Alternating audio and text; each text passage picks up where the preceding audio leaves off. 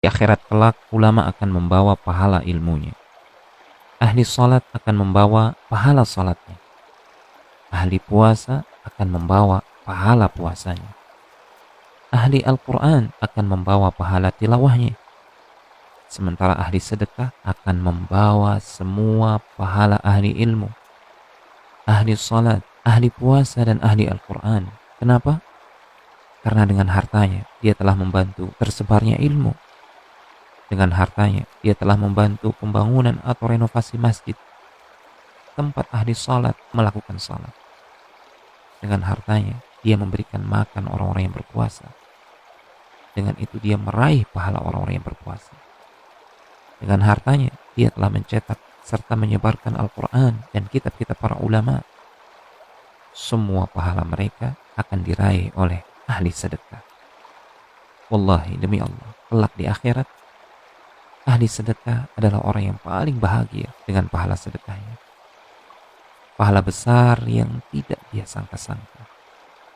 Man tasaddaqa bi'adli tamratin min kasbin tayyibin ولا يقبل الله إلا الطيب فإن الله يتقبلها بيمينه ثم يربيها لصاحبها كما يربي أحدكم فلوة حتى تكون مثل الجبل.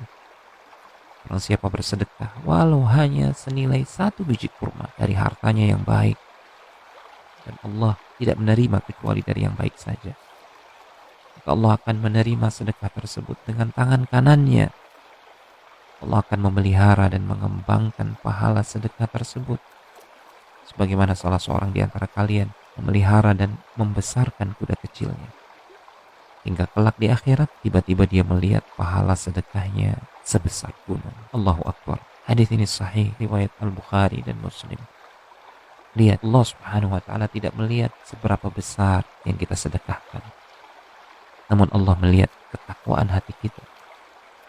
Ketika kita berkorban di jalan Allah Subhanahu wa Ta'ala, sekecil apapun itu, Allah akan memeliharanya, Allah akan mengembangbiakkannya menjadi besar, jauh lebih besar dari apa yang kita bayangkan.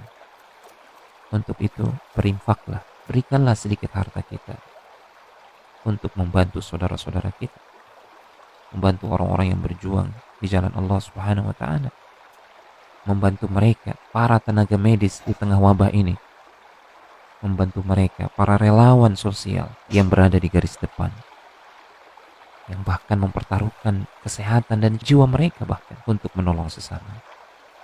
Ambillah bagian, jangan ketinggalan kereta, jangan menyesal ketika orang-orang berbahagia dengan pahala sedekahnya, sementara kita hanya meratap penuh sesal.